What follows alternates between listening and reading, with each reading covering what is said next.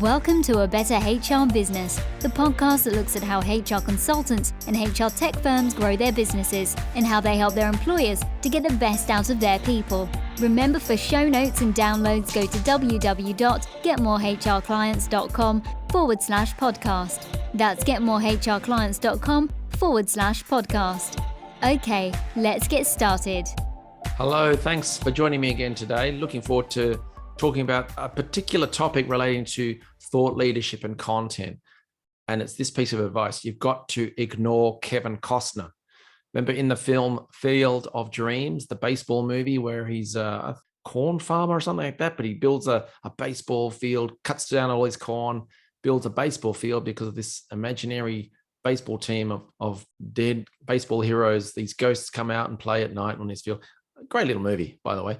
But the famous line out of that movie is this voice that drifts across the cornfield saying to him, "If you build it, they will come." And the sense of, if you build this field, good things will happen. Everyone will just discover it and it'll be amazing.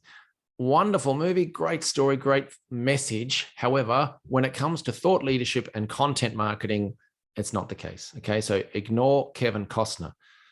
The reason I say that is you go into so much time and effort and money sometimes to produce excellent thought leadership, excellent content. And by those, I mean webinar presentations. I might say put on a webinar, but that to you may mean, all right, I'm going to make some slides. I've got a storyboard out what I'm going to say. I need to either write out a script or have someone write it for me. I need to make it look good. So do I design it myself? Do I have a designer or outsource the design? And then I've actually got to have the webinar or record the video if that's what it is. Same for an article. You've got to spend time and effort writing out the article, or you've got to ask a member of your team or outsource it to a writer.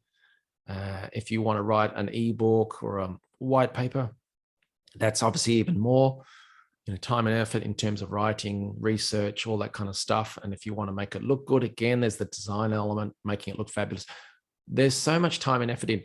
Once you produced it, of course it's amazing. Of course it's helpful to your target audience and people will really appreciate it. But that's where people stop, right? They produce a wonderful article or a LinkedIn post or an ebook or a podcast episode or a video or a webinar. They produce something and then they think, oh, what would Kevin Costner do? If I build it, they will come. No, they won't. That's half of the story. Think 50%, right? It's the first half of that story. The second half is you just have to get in there and hustle or have a plan to promote that piece of content. And when I say hustle, if it's on the unpaid side, then that means sending it out, doing posts about it, promoting it in newsletters and emails, sending it to people in LinkedIn messages, talking about it when you're chatting to people, putting it on your website, repeating that process over and over.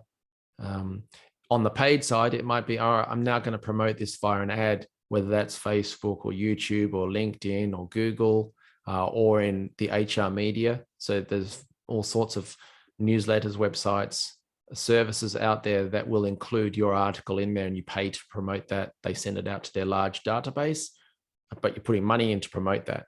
But either way, you've got to put in the effort to promote that and get the word out there. Otherwise, what's the sound of one hand clapping, or if a leaf or tree falls in the forest, does anyone really hear? You've got to get the word out there. Okay. So forget Kevin, but once you've produced some excellent content, really have a plan in place and a process. And a process is probably the most important part of that. Every time I produce something, how will I promote it? What's my strategy? And what are the check boxes that I need to fill in? Almost like a pilot doing a pre-flight check. You fill in the boxes. I've done this, I've done that, I've done this, I've done that, until it's promoted completely. And there's nothing to stop you repeating the process in a few months' time and just keeping that ball rolling.